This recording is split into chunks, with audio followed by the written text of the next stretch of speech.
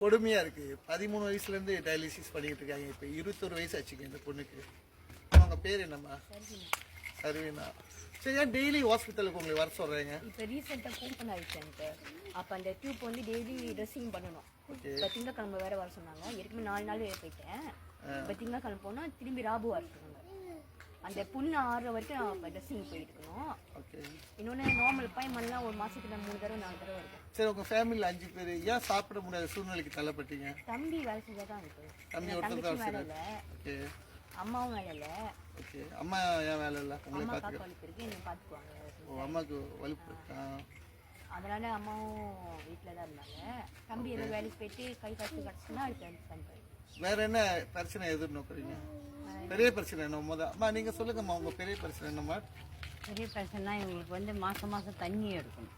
Okay, அதுக்கு காசு கட்டணும். ஓகே, அப்புறம் நம்மளுக்கு போக்குவரத்து கொஞ்சம் கஷ்டமா இருக்கு, டிரான்ஸ்போர்ட்டு. ஏன்னா உங்க காடி தானேம்மா, ஏமா வாங்கிக்காம வச்சிருக்கீங்க? காடி கொஞ்சம் ரிப்பேரா இருக்குண்ணே, அதனால வந்து வெளியே எடுக்க முடியல. ஸ்டார்டிங்லாம் போச்சு.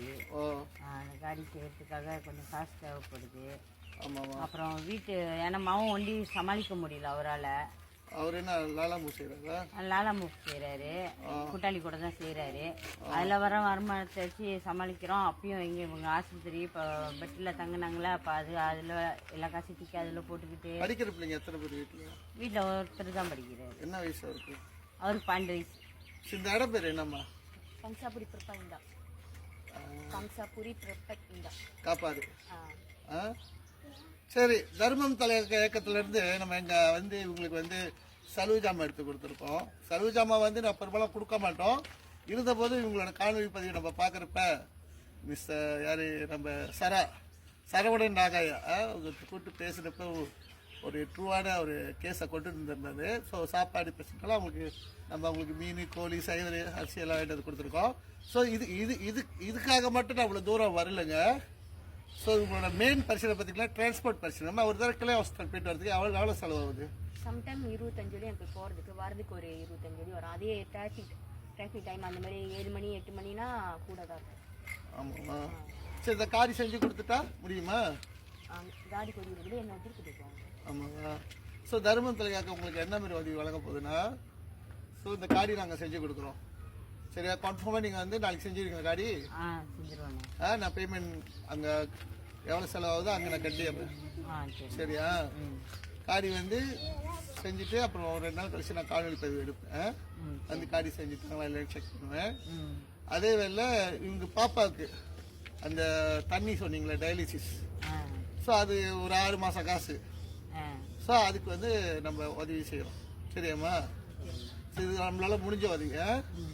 ஸோ வைபி பிரபாகரன் உங்களுக்கு ஒரு சின்ன ஆலோசனை. சரியா? ஸோ மித்ரா மூலியமா இவங்களுக்கு எதாவது ஹெல்ப் பண்ண ட்ரை பண்ணுங்க. இன்னொரு முக்கியமான விஷயம் நாங்கள் சமுதாயத்துக்கு நான் ஷேர் பண்ணுறேன். இப்போ ஒக்கியூக்காரங்களுக்கு ஒக்கியூ கார்டு இருக்குங்க. ஆனால் இந்தமாரி டயாலிசிஸ் பேஷண்ட்டுக்கு என்னங்க கார்டு இருக்கு?